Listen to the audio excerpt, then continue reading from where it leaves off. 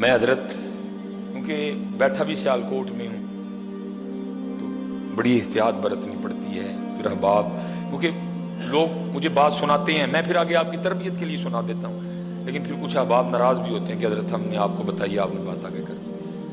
میں حضرت ادھر بیٹھا ہوں ممبر نبی علیہ السلام کے.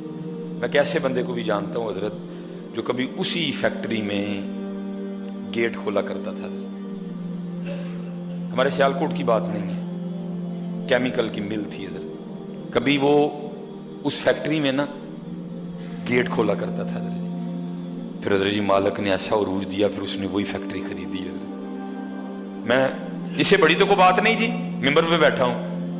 کچھ لوگ کہہ دیتے نا نہیں، پھر اس نے حضرت وہ فیکٹری خریدی. صرف فیکٹری نہیں خریدی بلکہ حضرت اس نے گرد و نواح کی ساری زمینیں خرید لی حضرت.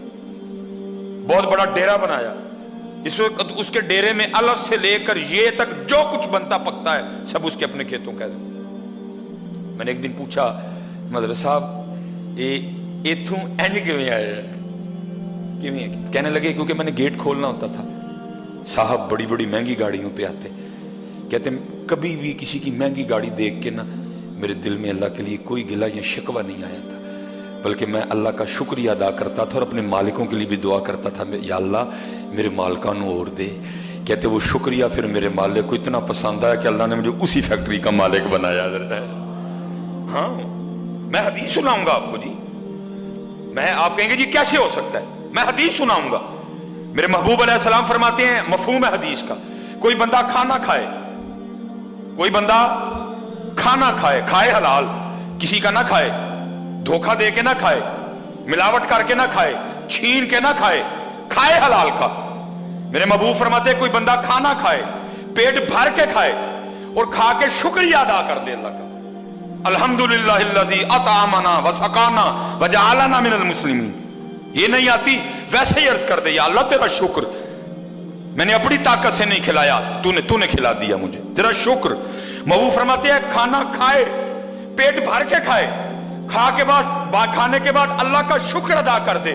اللہ کو اتنا شکر پسند ہے، کھانا بھی اس نے کھا لیا پھر بھی اللہ اس کو روزہ رکھنے کا ثواب عطا فرمائیں گے.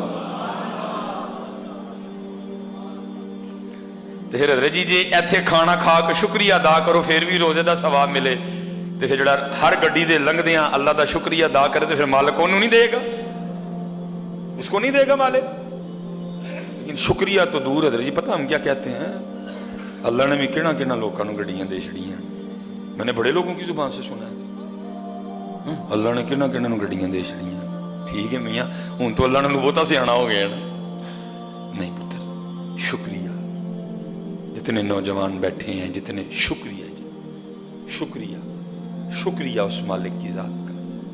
الحمدللہ الحمدللہ، اس کے علاوہ ہمارے پاس کوئی آپشن نہیں ہے. اور اگر نہیں شکریہ کرتے وَلَا إِن كَفَرْتُمْ إِنَّ عَذَابِي لَشَدِيدٌ، اللہ کہتے پھر بے شک میرا عذاب بڑا سخت ہے. شکریہ حضرت، اللہ آپ کو سلامت رکھے. شکریہ. بلکہ حضرت جی مسجد میں نماز پڑھنے کے لیے آؤ نا اس پہ بھی شکریہ ادا کرو. وہ یا اللہ پھر بلا لے. سچ بتانا حضرت جی، جھوٹ نہ بولنا، ساڑھے کام مہندے ہیں نا کہ سانو مسجد چ بلایا جائے. ہم اپنے گھر میں کوئی فنکشن کریں تو ہوتا ہے نا کوئی، اب تو تقریباً کوئی نہیں واہ وہی ہے اس طرح کے حضرت جی، ہر خاندان میں ہم نہیں بلاتے تو پھر کوئی نہ کوئی ہمیں پوچھ ہی لیتا ہے کوئی حضرت صاحب منڈے دا کیکا کیتا ہے تو انہوں نہیں بلایا. تو ہم کیا کہیں ہے ویسے لے کے انہوں اپنے گھر بلاواں. اچھا میاں تے کدی اپنے آپ نے نہیں ویکھیا تو کس لے کے، کبھی اپنے آپ کو نہیں دیکھا. سچ بتانا ہم ہیں اس لائق کے یہاں بلائے جائیں حضرت. اس لیے حضرت جتنے نمازی ہو نا نماز پڑھ کے ایک سجدہ شکر کا بھی کر کے جایا کرو. یا اللہ پھر بلا لے، میرے کہاں اس عمل اس لائق میں تیرے گھر بلایا جاؤں. کیونکہ حضرت ہم نے اس کو سمجھے ہی کچھ نہیں، ہم نے اس کو مسیت بنا دیا. اے مسیتے چلنا، کتنے چلنا ہے مسیتے چلنا، یہ اللہ کا گھر ہے. ہم نے اس کو مسیت بنا دیا. کتنے چلنا ہے مسیتے، کتوں آیا ہم مسیتوں آیا.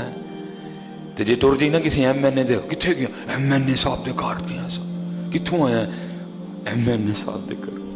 जाओ और सारे जमाने दे MNA रल जान इस घर दे तीले नूं नहीं पहुंच सकते हजरत है।